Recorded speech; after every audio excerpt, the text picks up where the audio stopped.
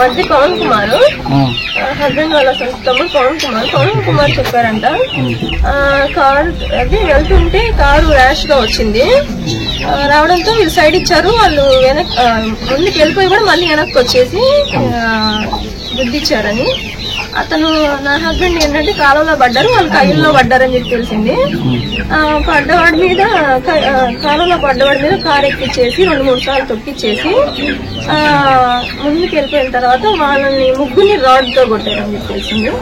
నా హస్బెండ్ కి ఇక్కడ ఇంత హోల్ పడిపోయింది, ఇక్కడ అంత దెబ్బలే. ఇక్కడ నడుము దగ్గర కూడా దెబ్బలు తగిలినాయి. కాలు అయితే ఫ్రాక్చర్ అయిపోయి అసలు ఊగులాడుతుందని చెప్పి పోస్ట్ మార్టం లో అన్నారు. అది ఎంతవరకు న్యాయం అండి? కారుతో తొక్కించింది కాక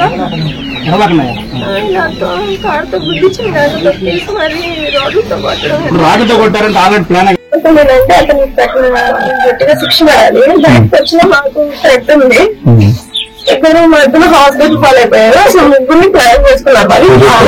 ప్లాన్ ఇదంతా ప్లాన్ గా చేస్తున్నారు. ఇదంటే అతను ఒకటే కాదు, అతనికి ఎక్కడ మాకేం చేయాలని ఇన్ఫర్మేషన్ ఇచ్చేవాళ్ళు ఉన్నారు. అదంతా ఎవరైనా ఏంటంటే తేవాల్సింది అతనికి అయితే శిక్ష వాళ్ళకి ఉన్నాయి. వచ్చిన పాలన వస్తే మనం చూద్దాము. ఖచ్చితంగానే మా తమ్ముళ్ళంతా వచ్చి చేస్తారు.